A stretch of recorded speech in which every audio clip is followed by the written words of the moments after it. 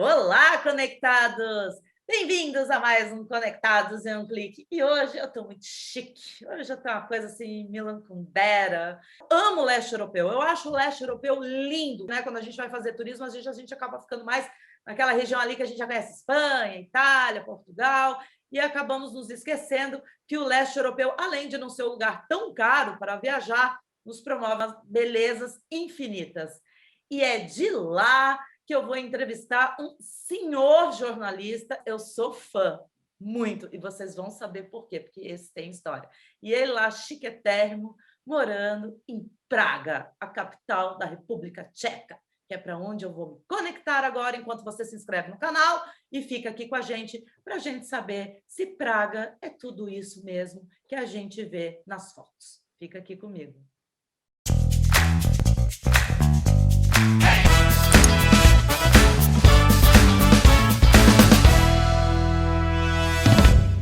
Olá, Fabiano Golgo, seja muito bem-vindo ao Conectados em um Clique.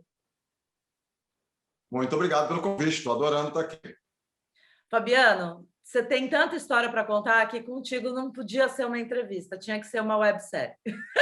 Quem sabe um dia. Quem sabe, é uma série, exato. É Vocês muita não têm coisa. ideia, Conectados, do tanto de aventura que essa pessoa tem para contar como imigrante. São tantas, que eu tive que falar, olha, a gente vai ter que enxutar, porque não vai caber tudo.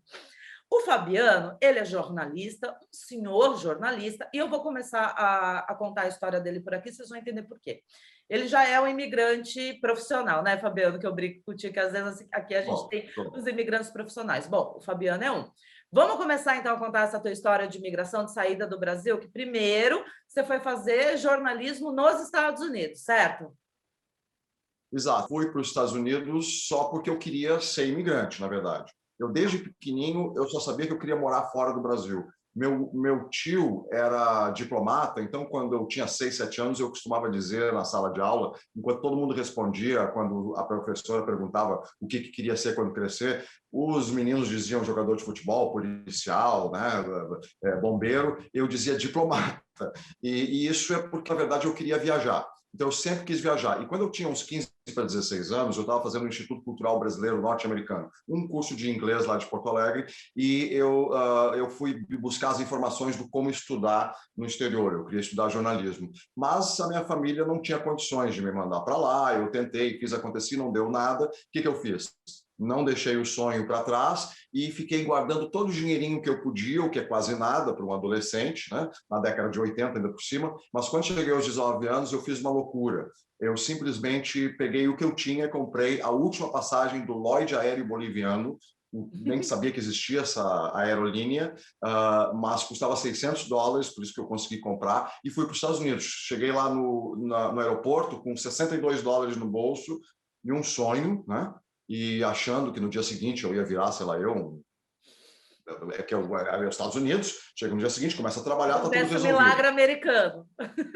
Milagre americano. Não foi bem assim, mas foi, porque de fato no dia seguinte eu comecei a trabalhar, eu já não tinha dinheiro no terceiro, imagina, $62 em Nova York. Nada. Terceiro dia eu não tinha nada, zero. Mas eu consegui um emprego de limpador de copo lá no Village, que era literalmente o pior, a última das posições. Então, foi bom, porque aí eu caí, fui lá para baixo, descobri como é que tá entre os ticanos, né? Porque todos os meus colegas de trabalho eram do México, Porto Rico, Cuba, e eu convenci eles que eles podiam ir, que eu terminaria de fazer a limpeza toda, mas era uma desculpa furada, porque eu não tinha onde dormir. Eu estava sem teto. No restaurante. Então eu dormia no restaurante. Logo em seguida eu fiquei um pouco mais inteligente, aí eu fui ser corretor de imóveis em Nova York, não para alugar um apartamento, mas porque aí eu tinha a chave dos apartamentos vazios. Aí você e eu entrava sabia para se dormir. o dono morava em outro estado. Eu dormia. Como que você conseguiu entrar daí na universidade? Aí, olha só, eu comecei, nesse trabalho de limpador de copo, logo eu fui promovido ao trabalho mais nojento da minha vida. O bar chamava Cuba Libre, na esquina da Bleecker com a Charles Street, no Village. Eu limpava cinzeiros. Na época ainda se fumava dentro dos lugares, e eu tinha que ficar o tempo todo indo de mesa em mesa, tirando o cinzeiro, esvaziando, limpando, botando um cinzeiro novo de volta. Eu estava tão enojado com aquilo que um grupo que estava sentado numa mesa de brasileiros sacaneando, rindo da minha cara, gozando, de propósito, pediam para eu trocar o cinzeiro, porque eles notaram as minhas caras e tal, e viram o que estava acontecendo. Enfim, esse grupo, depois de muito me sacanear, eles me ofereceram emprego. Eles tinham um trabalho ilegal, onde eles tinham um caminhão que eles enchiam com livros, eram uns livros enormes desses, não de ler, como eu digo, é coffee book, coffee table book, como eles chamam, que eles tinham uma meia dúzia de ticanos, como eu, que eles colocavam às 6 da manhã na boleia desse caminhão sem lugar para respirar, fechava no escuro, e aí iam distribuindo por esquinas de Nova York, totalmente ilegal, sem permissão nenhuma. Mesas grandes, né, com um monte de livros, e a gente ficava vendendo esses livros. Eu geralmente terminava de vender todos os livros lá pelas 3 da tarde, e eles só vinham me pegar pelas 8 da noite. Então eu tinha aquele tempo, ou entre 1, 2, 3 da tarde até 8 da noite, eu fui frequentar as aulas. E eu passei a frequentar as aulas de jornalismo, só que eu sou falante, eu participo, eu não estava matriculado, eu já não estava legal no país, já tinha vencido meu visto, e eu continuava, nunca tive visto de trabalho, e eu simplesmente ia nas aulas, brigava com o professor, me metia com todos os assuntos, e por isso eu fui notado. O que aconteceu? Chegou no final do semestre, teve a época dos exames. Isso tudo, para esclarecer, não existia chamada, né? Não é, e não, Sim, não é tinha como é nenhum hoje. controle, nada. Quem queria entrava na sala de aula. Chegou no final do ano, tinha os exames. 2 desses professores que me notaram, porque eu sou muito falante, viram que eu não estava no exame, procuraram, mas viram que tinha todo mundo feito. Quem era? Quiseram descobrir quem era esse cara. E literalmente um foi atrás de mim, me procurou, e o outro me encontrou acidentalmente, exatamente vendendo os livros, e veio perguntar por que eu não fiz os exames. Para os 2, de forma separada, em momentos separados, durante uns 2 dias, eu contei a história. Eu disse, não, eu sou legal, eu vendo livro, toda a história, né? Que eu sou desse... Perguntou, eu conto. Eu não escondo nada. E os 2 saíram atrás de bolsa de estudos para mim. E os 2 conseguiram. Então eu ganhei, por isso que eu fiz 2 faculdades, jornalismo e antropologia cultural, porque eu tinha que usar a outra bolsa de estudos que eles conseguiram. Então eu entrei na faculdade, regularizei minha situação em função de ter sido ousado, audacioso, entrado nas aulas, participado e ter achado compaixão por parte desses 2 professores que acharam muito bonitinha a história de um brasileiro novinho, magrinho, O pequenininho brasileiro lá com que 19 vende anos querendo livro, estudar. tadinho, pobre, legal, vamos Exato. dar uma chance para ele. Então, Que assim, bom, ótimo! Gente, olha, essa é a primeira situação que o Fabiano está contando para nós. Vocês vão ver que o Fabiano nasceu com o bumbum bem virado para a lua, né? Na vida a gente tem que ter sorte, e o Fabiano tem muita sorte. Esse foi o primeiro episódio que ele está contando, né, para vocês. Ó, guardem. Sorte número 1. Entrou na faculdade com bolsa, convidado pelos professores, estando ilegal, certo? Quando é que você viu que isso vai acontecer com um brasileiro, gente? Só com o Fabiano. Sorte número 2, que eu já vou dar um spoiler aqui para você. O Fabiano se formou, lindo, maravilhoso, né? Na faculdade ali deu tudo certo, né? E ele daí trabalhou em grandes veículos de comunicação dos Estados Unidos, como a CNN, né? Morou em Atlanta, né? Fabiano, estou te dando já, tô dando uma adiantada aqui na né? história para a gente chegar no Pra lugar não... que eu acho que vai querer, que a galera vai querer saber. Mas uma das coisas mais bacanas e sortudas, né? Se você for parar para analisar também o que aconteceu com o Fabiano, é que, claro, ele era um cara jovem, né? E andava com pessoas jovens. E no meio dessas pessoas jovens que ele conheceu, Fabiano, quem é que você conheceu e ficou amigo? Conta. Tá falando do River Phoenix? Sim, estou falando. Sim, estou falando. Ele fala assim, né? Está falando do River Phoenix? Aquele? porque foi realmente, essa foi uma outra história. Essa tem muita sorte e um lado místico envolvido. Eu até estou fazendo um filmezinho a pedido lá da família, porque antes de eu sair do Brasil, eu tive um encontro mais ou menos místico. Eu sou totalmente não místico, não acredito em quase nada. Creio nas bruxas, não creio nas bruxas pelo que elas ai. Sei que as coisas acontecem, mas eu não tenho explicação e fujo delas. Mas basicamente, um místico me disse uma coisa, pronto, pula. 2 meses depois eu estou em Nova York, está chovendo, eu vou para baixo de uma marquise, daqui a pouco eu olho para o lado, o River Phoenix. Eu reconheci, mas fiz de conta que eu não sou bobo, né? Falei, gente, Porque, claro, eu cresci nos anos 80, eu já tinha visto ele no Conta Comigo, A Costa do Mosquito, naquele ano tinha saído Indiana Jones, onde nos primeiros 15 minutos ele fazia o papel do Indiana Jones, ou seja, ele já era um ator bem conhecido. Mas ele estava lá com uma camisa do Bob Marley, verde, e até eu me lembro que a primeira coisa que eu notei era o olho, porque, claro, no cinema eu nunca tinha visto isso, mas ele tinha um olho que ia para um outro lado, assim. Ele era mais alto que eu, magricelo, tava meio, né, o cheiro não estava muito bom, porque ele era meio riponga. Então, essas foram as primeiras impressões. E a gente começou a conversar. Milton Nascimento tinha entrado em contato com ele, porque tinha visto ele num filme, quando o Milton estava em Nova York, assistindo para um show que ele foi fazer, aí assistiu à noite na televisão, viu alguma coisa espírita, enfim. Quando eu falei que era do Brasil, ele ficou muito interessado porque ele tinha tido essa conexão com o Milton. Mas quando eu, do nada, contei a história desse místico que me encontrou no dia anterior e me falou sobre uma história de umas auras amarelas, ele ficou louco. Porque ele disse, cara, eu ouvi essa história quando eu tinha 13 anos. E aí eu comecei a fazer sucesso. Eu entrei virei ator, né? Aí já estava assim, íntimo. Acabou a chuva, ele tinha me dado o endereço dele, ele morava em Micanopy, na Flórida, não morava em Hollywood, tinha uma vida completamente alternativa com a família dele de hippies, e me convidou para ir lá. Então, basicamente foi isso. Eu conheci o River acidentalmente. Aí eu fui para Gainesville, que é a cidade mais perto de Micanopy, porque não tinha hotel em Micanopy, e esse endereço eu perdi, porque tinha chovido, e aquele endereço ficou todo molhado, e não tinha mais o endereço. Então, eu não tinha mais como telefonar para ele ou encontrar ele. Mesmo assim, já que tu está falando de sorte, quando acabou meu dinheiro, 2 semanas depois de eu estar em Gainesville, eu fiquei de novo sem teto, coisa de guri de 19 anos, saí na rua da universidade, parei na frente de um bar que estava tocando rock, todos estavam tocando rock, mas parei especificamente na frente daquele, e um cara começou a me olhar e me chamou. E, para resumir a história, ele era da Bahia, a gente conversou a noite inteira, ele me convidou quando ficou sabendo que eu não tinha onde dormir, para ir dormir lá na casa dele. Quando eu acordo, eu descubro que a casa dele também era a casa da banda principal de rock da cidade. E aí eu sento, primeiros 15 minutos depois que eu acordo, eu sento na sala, quem é que entra? De todas as casas de Gainesville, uma cidade com 150 mil habitantes, o River Phoenix. Então, eu tive 2 encontros acidentais com ele. E no segundo, quando ele entrou, isso eu conto no filme, aí ele mesmo disse, não, tem alguma coisa aqui.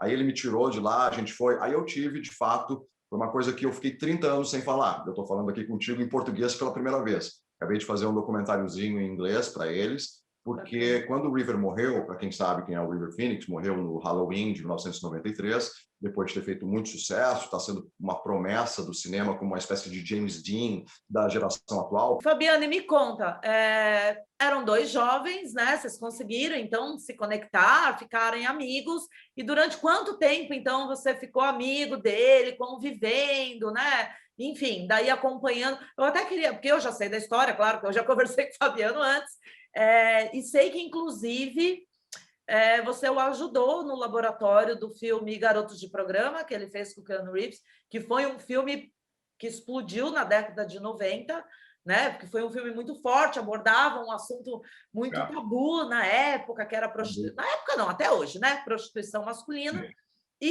E você deu essa força para ele. Conta para nós, então, essa parte da história. Eu sei que eu preciso chegar na República Tcheca, gente, mas é que é assim, olha, essa história é tão sensacional que eu não tinha como não abordar. Então, antes da gente chegar na República Tcheca, a gente vai falar um pouquinho mais do River Phoenix. Vamos lá. E isso está sendo dividido em primeira mão com vocês, porque está sendo feito um documentário agora para os Estados Unidos sobre essa minha relação com o River.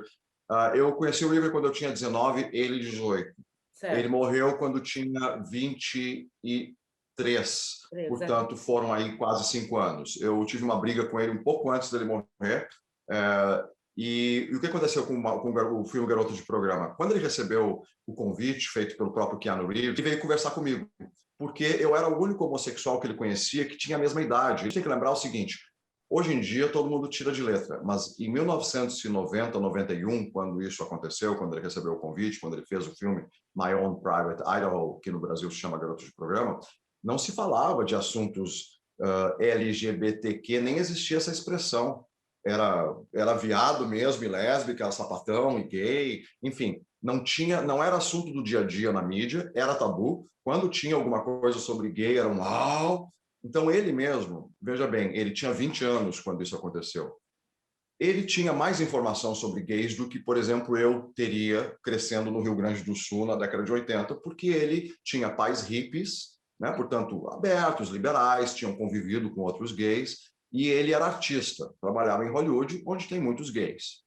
Mas conversar com alguém sobre homossexualidade, isso não acontecia. Então, o River, quando veio para mim, foi muito até difícil para ele, ele gaguejava, ele não sabia como perguntar, porque eu notei, claro, era um assunto desagradável. E eu lembro que ele me disse que só de imaginar dois caras na cama pelados dava um enjoo no estômago dele. Né?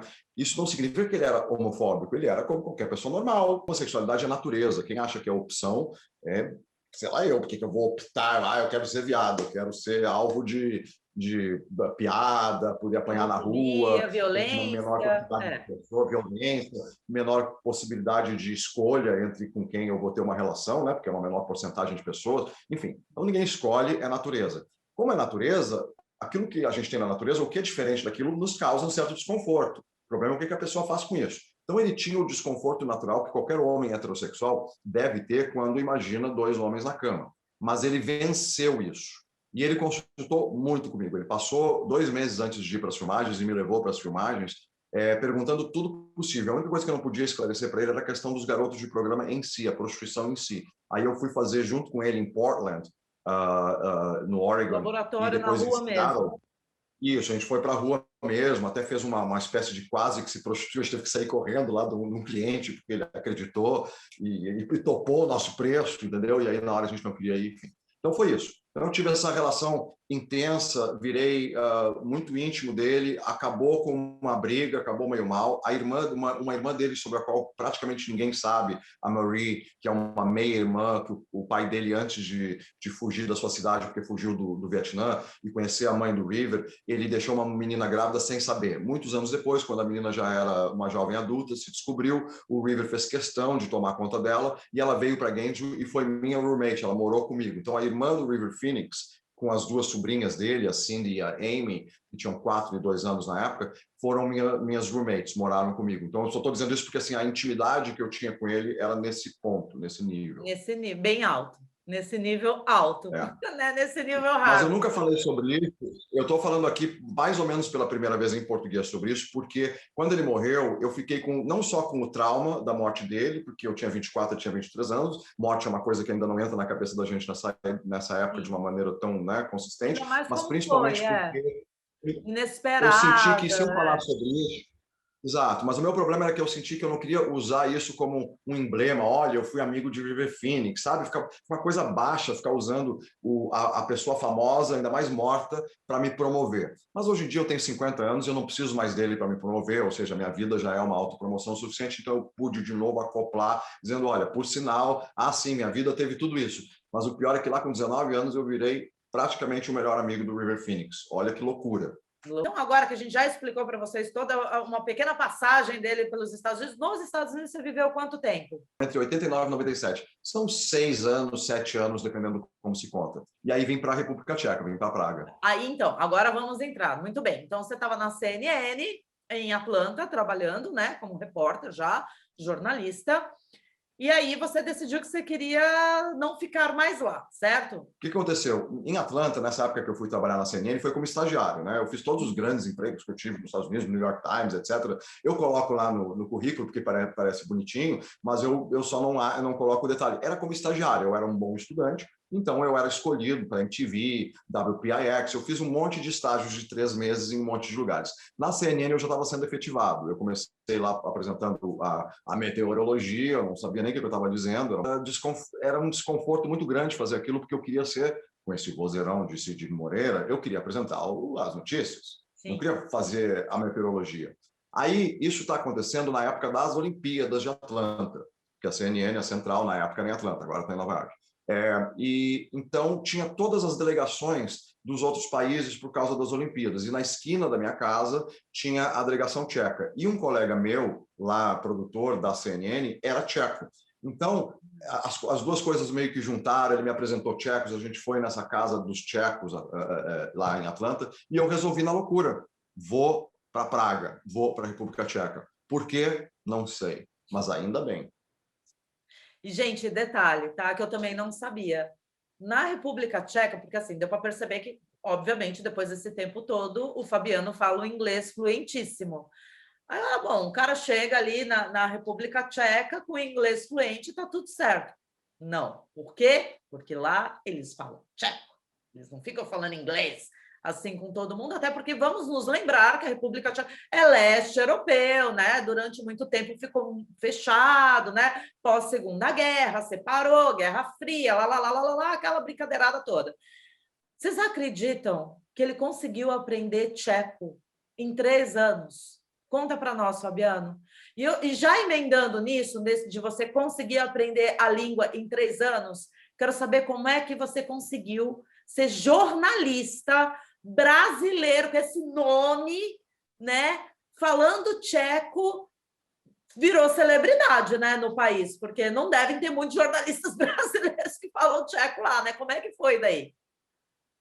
É verdade, é verdade. Eu sou conhecido como uma pessoa, assim, uma espécie de ave rara, né? Porque os jornalistas, tem alguns jornalistas que são mais conhecidos, que a pessoa está acostumada a ver na televisão, etc. Mas quando é alguém exótico, as pessoas lembram. Então, como eu sou o brasileiro e que fala tcheco, e modéstia à parte muito bem, o pessoal fica buscando algum sotaque, alguma coisa. Mas por quê? Porque eu aprendi como criança. Eu vim para cá, eu achava que falava alemão. Olha a minha burrice. Quando eu cheguei a descobrir que o tcheco, o tcheco é uma língua da família do russo, do polonês, croata, são os eslavos. E é considerada uma das 5 línguas mais difíceis do mundo. Muitas vezes eu não pude mandar, todo orgulhoso, que eu estava fazendo sucesso aqui na República Tcheca e estava publicando matérias sobre mim, porque quando falam sobre mim, ou qualquer pessoa, cujo nome termina com o vira A. Então, tinha lá umas manchetes. Fabiana Golga. Eu digo, putz, vão achar que eu virei travesti aqui na Praga. Pronto, meu filho transexual. Enfim, é um cálculo matemático. Eu digo, eu não vou aprender essa língua nunca. Então, eu não fiz curso nenhum.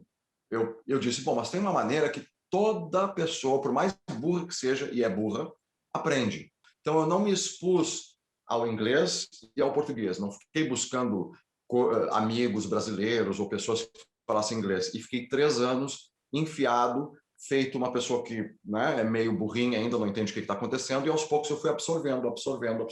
E de um dia para o outro, magicamente, eu comecei a falar. E falei tão bem que acabei virando não só jornalista, porque jornalista, o cara vai lá, faz umas reportagens. Jornalista é o nome do que eu estudei, mas o que eu fiz desde o início aqui foi editor-chefe, que é uma coisa muito mais complicada, porque significa que eu tenho que saber tudo o que está acontecendo, tudo.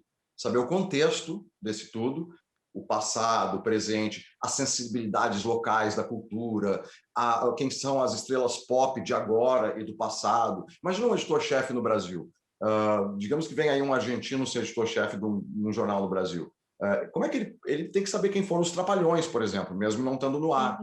Ele tem que saber o significado, sei lá da família Matarazzo. Eu estou dando assim exemplos bem díspares. Não, tem que se integrar completamente à cultura para poder saber sobre, né? Falar sobre.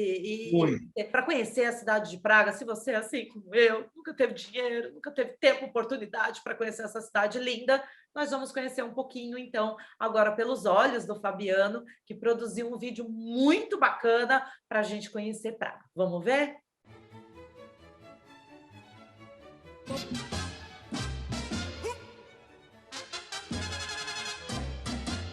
Na nevjeruje trest 3 roky vězení. Pokud manželka dokáže, že ten manžel byl nevěrný, on může... Většinou Češi ani nemají zájem o takovej typ kluka, protože to měl ve škole, je to každý druhý, který takhle vypadá. Ale to jako tak, já si myslím, že je to opravdu... Praga é um orgasmo contínuo estético. Hitler deu uma ordem que Praga não fosse bombardeada e é por isso que ela foi preservada, ao contrário da maior parte das outras capitais europeias.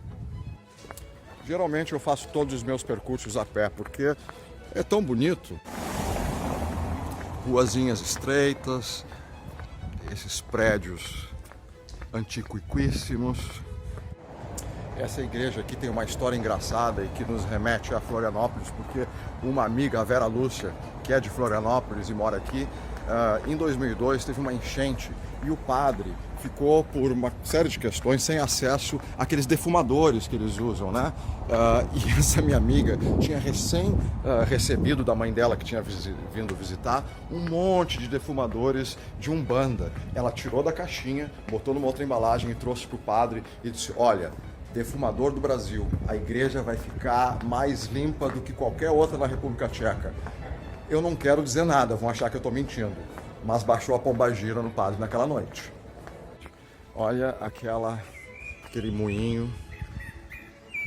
Ouçam os passarinhos, sendo que a gente está no centro de Praga. E mesmo assim, a natureza preservada.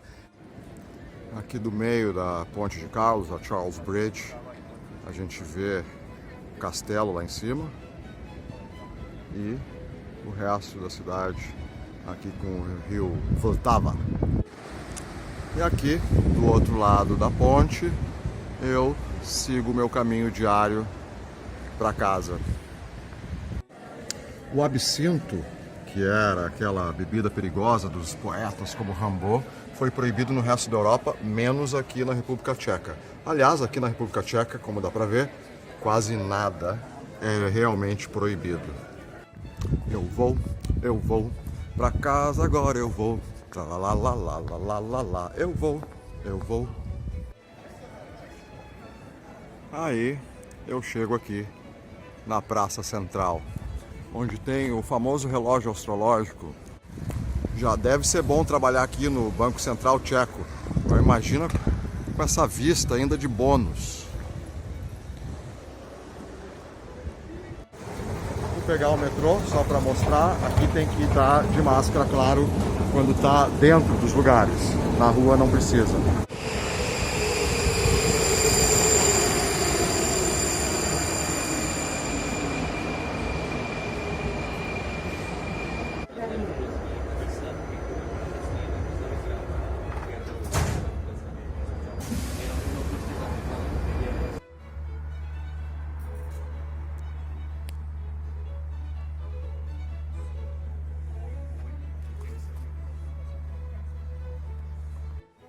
Uma coisa comum aqui é que quando alguma pessoa importante morou em algum prédio, eles colocam uma placa.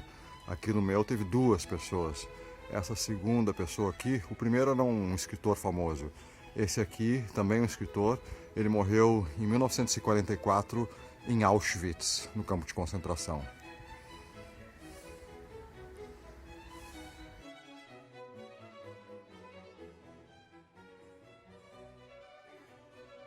Velmi dobře administrovaná. Ten způsob, jak oni dávali dohromady ta kampaň, ty peníze, ty prostředky, jsou...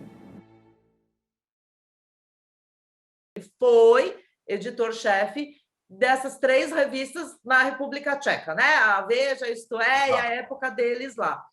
Mas, além dessas 3 na República Tcheca, que eu também acho bacana da gente abordar, ele foi editor-chefe da Playboy lá. Pensa, Playboy.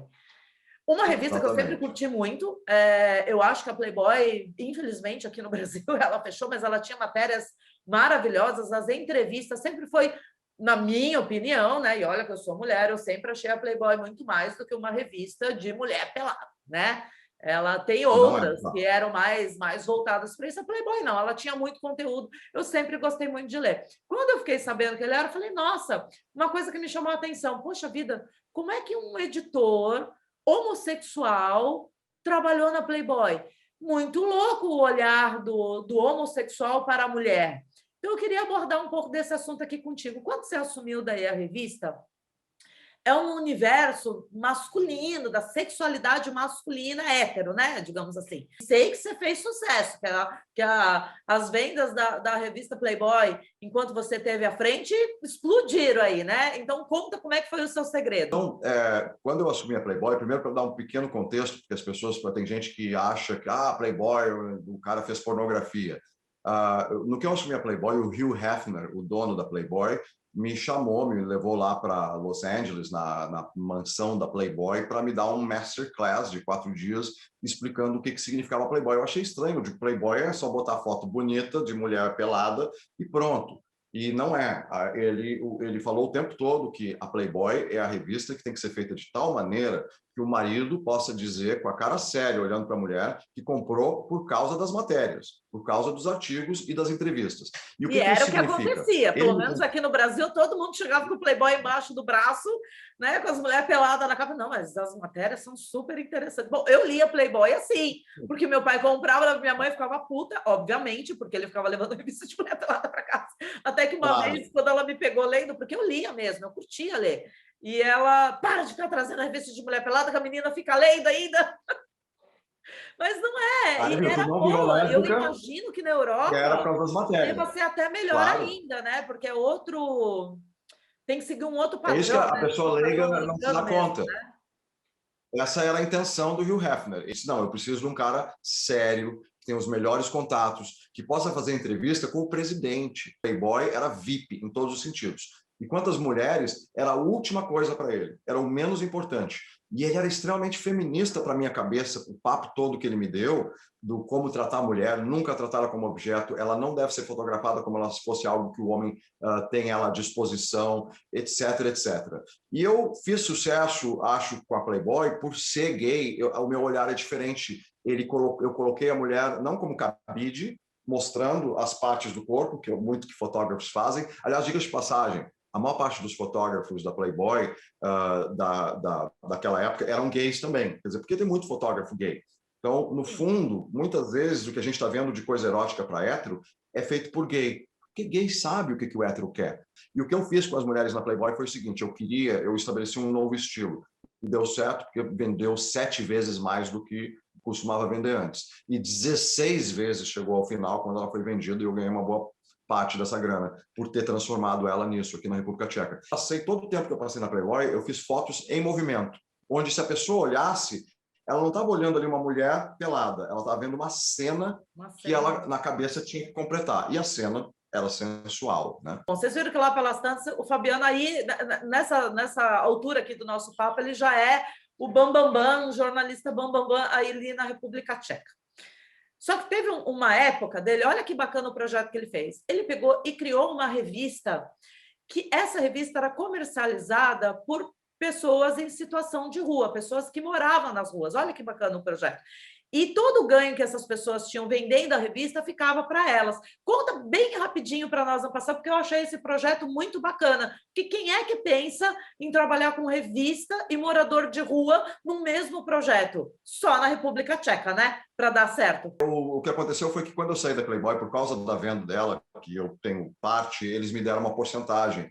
E eu me vi com aquele monte de dinheiro, e a verdade é que eu não tenho vida pessoal, eu só gosto de ser editor-chefe, o que significa que eu trabalho 7 dias por semana, 18 horas por dia e ponto. De não, fazer um projeto. E eu estava intrigado com os moradores de rua, porque eu não entendia por que um país que é o país com o menor número de pobres da Europa, com o maior nivelamento, ou seja, são todos mais ou menos no mesmo nível social, não existe diferenças entre classes muito grandes, muito acentuadas.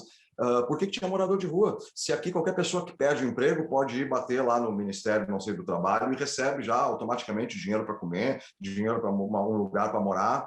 E aí eu descobri que é uma coisa que existe no mundo inteiro, que boa parte dos moradores de rua sofrem de problemas psiquiátricos, mais comumente a esquizofrenia.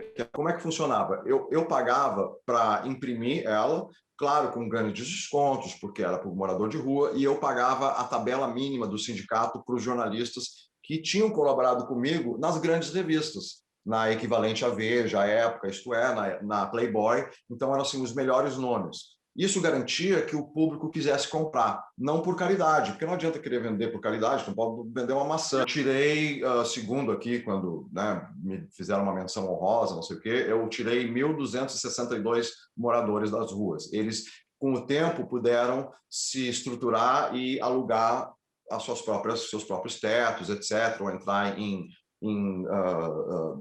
aqueles grupos psiquiátricos, para poder viver uma vida normal. Depois dessa revista Sem Teto, acabou meu dinheiro. E eu, muito inteligente, peguei todo o dinheiro que eu tinha ganho e gasto nisso e não fiz dinheiro.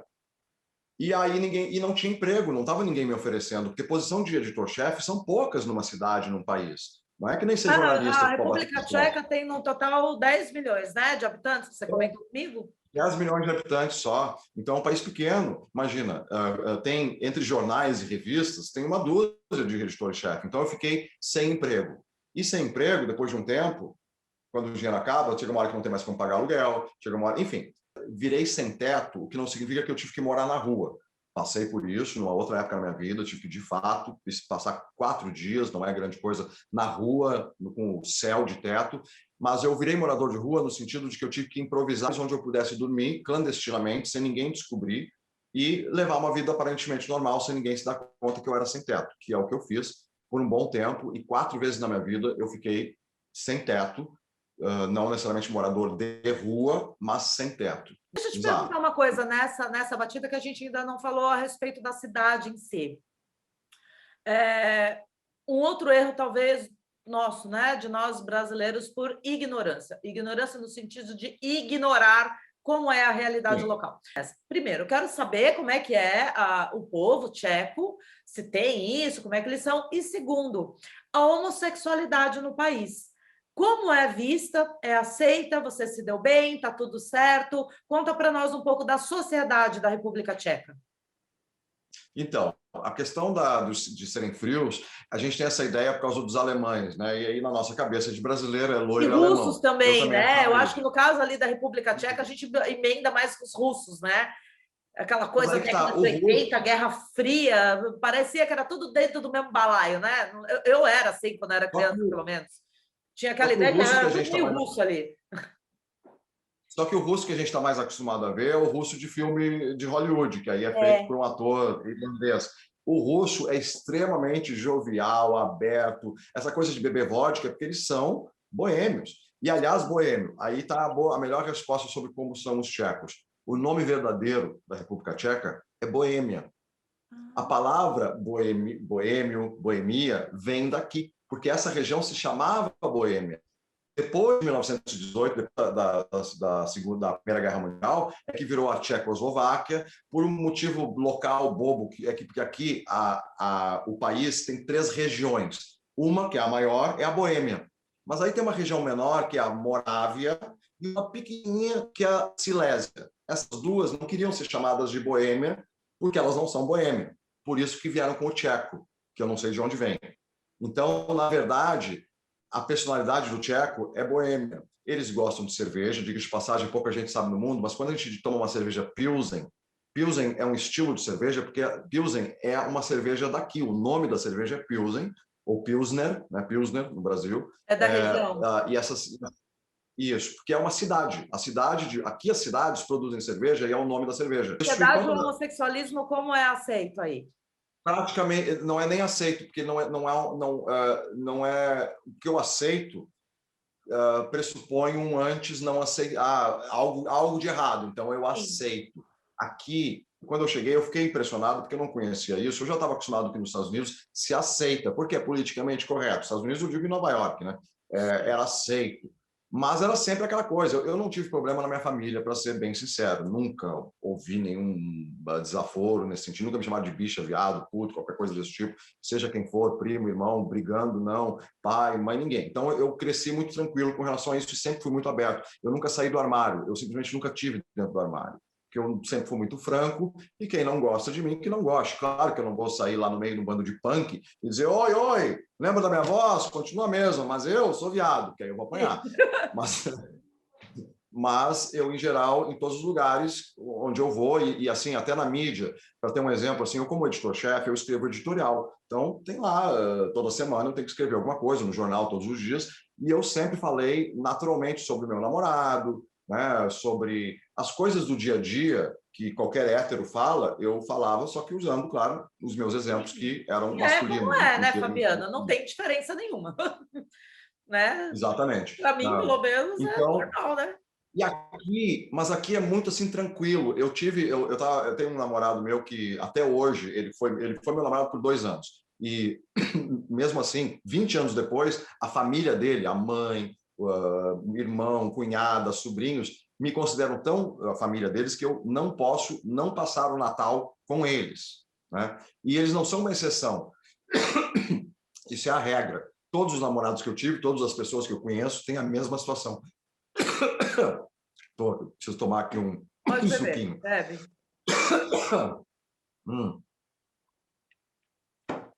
O ar aqui é muito seco, então a gente Não, engasga. e Então, porque falando, assim, né? Falando, daí vai secando a boca. e eu falo mais que o Pazuello, Não, a gente então fala bastante. Eu e tu mesmo, a gente tá ali uma briga boa. A Então briga foi aqui isso, eu é senti uma forte. tranquilidade que eu nunca tinha sentido na minha vida, porque nunca ninguém tinha alguma pergunta, um olhar, uma adaptação na maneira de agir, Nada. e situações assim, vou dar um exemplo. Quando eu, nesse namoro específico, ele tinha um sobrinho de 5 anos, o Felipe, que hoje tem 20 e poucos anos, é meu amicíssimo, vem sempre me visitar. A mãe do Felipe, portanto, minha cunhada, né, e o irmão do meu namorado, meu cunhado, mandavam o Felipe, com 5 anos, passar o fim de semana com o casal gay, eu e meu namorado. Quando nós íamos para a Casa das Montanhas, que eles têm muito aqui, a Casa das Montanhas. Não tem praia, então tem uma casinha nas montanhas que eles fazem à mão, pequenininha e tal. A gente ia para a Casa das Montanhas da avó, né, da mãe do meu namorado, e o menino era colocado para dormir conosco. Eu digo, meu Deus, quando vai lá dormir com eles e tal, porque era uma criança, né? Eu digo, Claro. gente, ela está mandando dormir no meio da cama com 2 homens. Nem passa pela cabeça deles qualquer coisa maliciosa, né? Porque, claro, não faz sentido, né? Porque é gay que vai querer um menino de 5 anos, ou seja o que for, né? As pessoas muito hétero, principalmente o homem, têm a impressão de que o cara é gay, ele quer qualquer homem. É o homem que Não, é ele. e muita gente tem a impressão que todo gay também é pedófilo, né? Ser uma coisa... Não sabe. É difícil, é complicado. É complicado. Então, é tranquilo, uma tranquilidade ser gay aqui que a gente esquece. Eu me esqueci que era gay. Que bom, né? Nossa, deve ser muito bom para quem é poder viver normalmente, que deveria ser o normal, o comum em qualquer país do mundo, né? Viu como é possível? Exatamente. Viu como é Eu possível? sinto muita pena das pessoas que têm que se esconder, que têm que ficar Vivem em fazendo de conta, ficar tendo guetos, namorado falso. O por Carluxo, exemplo, coitado, eu tô louco por andar liberar de o mão Carluxo. dada na rua, carinhos, beijos, Aqui, abraços, apertos de mão, tudo tranquilo. tudo tranquilo, os caras andam de mão dada na rua. Quando se está no bar com amigos, os casais gays e héteros estão juntos. Muito hétero hoje nem existe mais bar gay, né? Porque com a internet ninguém vai mais a lugar nenhum. Mas as boates gays, as danceterias, héteros normais, vão lá porque a música é melhor, eles diziam. O DJ sempre é melhor no bar gay. Sim. Sem o menor problema. Os homens héteros não se sentem com medo quando estão com homens gays, não ficam acuados, não ficam, não posso tirar a camisa, ou não, sabe, mas essas coisas não existem. Você sabe que existe respeito, né? Que todo mundo se respeita, daí não tem porquê, né? Exatamente. Que bacana. E hoje, Fabiano, você está ainda também como editora ainda de revista, né? Hoje você continua na área, eu tenho uma revista aí firme e forte. Essa é a minha revista. Traduzindo o nome, que é Nekorektny, significa incorreto, de politicamente incorreto. Então, é uma revista... aqui está o meu editorial, né? Ai, meu Deus! Moleque! E ela é uma revista só de opinião. Tá. Todas as edições, a gente acha um assunto. E aquele assunto é dado para os principais comentaristas do país e alguns internacionais, e aí a gente faz a revista inteira com opinião. Então, mas esse, pelo amor de Deus, esse você está ganhando dinheiro, né, Fabiano? Aquela questão. Não é igual a outra, né, que você bancou toda. Essa você tem... Você tem aqui eu sou pago, já. Aqui eu ganho, eu sou assalariado. Que bom. Não, senão já viu, né? Quem talvez em situação de rua não dá, né, Fabiano? Chega, encerrou essa parte na sua vida agora. E deixa eu te perguntar uma outra coisa, então. Apesar da dificuldade da língua, vamos supor a Tatiana Kinoshita, sou jornalista também. Não que eu queira trabalhar na minha área, que daí pode ser que seja um pouco mais difícil, óbvio, até aprender a língua. Mas para uma pessoa que queira migrar, por vários motivos. Primeiro, porque o país é bacana. Segundo, porque ele é seguro, né? Um país seguro de se viver. Terceiro, porque a sociedade é mais igualitária, então, assim, tem mais respeito, é tudo mais ou menos ali como a Suécia, ali, né? A galera todo mundo se respeita, tá todo mundo meio ali na mesma linha. Você acha que é possível, por exemplo, eu vou de repente para lavar prato, daí de repente eu viro uma garçonete, vou fazendo igual o Fabiano, vou tentando aprender ali. Você acha que isso é possível? Tem gente que vai assim na doideira e vê o que dá aí? Aqui não, aqui realmente porque é muito mais difícil. Tem uma comunidade brasileira aqui já, digamos, numerosa, porque eu estava acostumado. Deve ter aqui uns bons 200 brasileiros aqui em Praga, que se reúnem, inclusive. Eu não me meto muito lá nesse grupo, mas sei que tem. Mas, geralmente, o perfil é de alguém que se casou com algum tcheco ou tcheca, ou veio para cá trabalhar em alguma empresa internacional, seja de publicidade, arquitetura, coisas desse tipo, computação. Então, assim, o cara que tem profissão, principalmente profissão técnica, consegue emprego aqui. E alguns setores, eles preferem estrangeiros e gostam muito de brasileiros, como é a publicidade. Então, quem trabalha em publicidade, o brasileiro aqui é visto como um dos mais criativos no mundo da publicidade. Então, as 5 ou 6 agências de publicidade que tem aqui, como a McCann Erickson, Euro RSG, etc., são minadas, são apinhadas de brasileiros. E eles mas, assim, ensinam a língua daí? Como é que faz, Fabiano? Porque assim, não, ninguém sabe tcheco aqui no Brasil, né? Como é que faz aí? Aí é tudo em inglês, porque esse tipo de empresa que lida com mídia ou coisas internacionais, todo mundo funciona em inglês, porque os tchecos, logo depois do fim do comunismo, não tinham profissionais especializados na maior parte das áreas das coisas modernas e não industriais. Então, todo esse tipo de empresa que tem a ver com computação, ou, como eu disse, publicidade, mídia em geral, sei lá, eu tenho vários outros setores, como arquitetura, inclusive, ou gente que trabalha com museu, porque aí eles têm gente do mundo inteiro nos museus daqui, castelos, né, porque tem mais de 100 castelos, então quem trabalha nessa indústria dos castelos também. Turismo, então, né, de repente. Isso. Tem muita coisa aqui que funciona só em inglês no trabalho. Então, as pessoas conseguem, mas não conseguem se quiser vir aqui lavar prato, né? Pode ser Uber, porque não precisa falar a língua, mas não é que nem no Brasil, que se usa Uber para tudo, porque aqui as distâncias são pequenas e o transporte público é perfeito. Se tem coisa que eu adoro na República Tcheca, é o transporte público. Nessa linha, o que você odeia aí? Assim, cara, olha, eu moro aqui há anos, mas pô, isso aqui eu odeio e não tem jeito, eu tenho que conviver. Olha, um problema comum a todos os países não latinos da Europa, ou seja, tirando a Espanha, a Itália e Portugal, os europeus não tomam muito banho. E os tchecos, portanto, também não, um pouquinho mais do que normal, porque como eles tinham o comunismo, não tinha água quente sempre, né? Não eram todos os lugares que tinham acesso. Aí aquela pergunta que não quer calar, foram eles que inventaram o banho tcheco? Exato. Eu me ralei com esse negócio do banho tcheco porque eu fiz uma matéria sobre isso e não foi para minha revista, mas foi para um jornal daqui, porque, claro, quando a gente vira uma pessoa da mídia, começa a te pedir para fazer comentário, a revista, o jornal, o rádio, a revista e a televisão. Então, eu mandei o comentário e eles que escolheram o título, né? Porque quando eu sou editor-chefe, eu que escolho o título. E o título foi Tchecos Fedem. E era baseado eu contando a história do banho tcheco no Brasil, que é só, né, tcheco e é uma limpeza. E, claro, eu estava dizendo que eles têm esse costume, infelizmente, e que isso me incomoda, porque a gente pensa numa pessoa que está fedendo, assim, pensa assim, o cara que está lá, sei lá, é um atleta ou trabalhando em construção. Sim. Não, aqui a gente vai num banco, uma mulher arrumadíssima, com um tailleur, e tu está sentindo... Eu não sei que outro nome que dá para asa suor dela. Mesmo, sim. Suor. E se for só o suor de agora, ainda vai.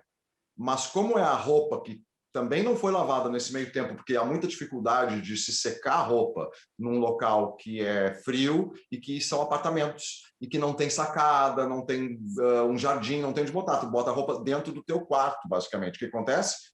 Fica com cheiro ruim também a roupa. Coisa que me incomoda, extremamente pacíficos. Aqui a gente pode gritar e chamar quem quiser do que for, que não leva soco na cara nunca. Não tem reação física, eu acho ótimo isso. Aí tem um problema, aí é no caso dos relacionamentos, tanto de amizade quanto relacionamentos amorosos. Quando eles não brigam, e a gente está bravo, brasileiro, né? quer dar discurso... Esperando a reação e não tem. Zero, múmia. E a pior coisa que tem quando tu tá bravo com alguém é a pessoa não te responder. Tu provoca, tu chama de filho da puta, do que for. Nem aí. Nada. Pode rodar a baiana para fazer o que quiser, o tcheco não se mete. E, claro, e tu perde a razão, mesmo tendo razão, porque tu gritou. Sim, Aí é tá só o único sozinho. foco é levantou a voz. Exato. Poxa, tem mais alguma coisa que você queira falar a respeito da República Tcheca para os nossos conectados que Visitem, queiram é pensar barato, em morar aí? é lindo. Eu te contei uma história, até que então vou usar ela, de repente, para a gente finalizar, que é o seguinte, um fotógrafo australiano que tinha uma carreira, né, de vida inteira, ficou cego com a idade, por causa da diabetes, da idade, e aí ele resolveu que queria fazer mais uma última exibição, então ele viria para Praga e faria uma sessão de fotos de Praga, e aí isso seria a última exibição dele. E eu fui entrevistá-lo quando ele veio aqui. Já cego, E Fabiano, isso já cego. Já cego, não via nada. Ele era auxiliado pela filha e mais ainda uma pessoa, cego total, 100%. Tá. E eu fiquei intrigado, mas eu, né, muito franco, eu digo, olha, eu vou ter que lhe perguntar, como assim o senhor vai fazer fotos de Praga se o senhor é cego? E ele disse, Praga é tão linda que seja para onde for que eu apontar a câmera, a foto vai sair maravilhosa. E Praga realmente errado assim. ele não está. Praga é uma cidade muito linda mesmo. Mais alguma coisa para encerrar aqui para falar para os brazucas que queiram ir para Praga? Só que aqui é super seguro. Quando quem vier aqui não precisa cuidar se esquecer o celular no restaurante, pode voltar, que vai estar lá. Ou seja, não precisa contar o troco. O que mais eu preciso dizer?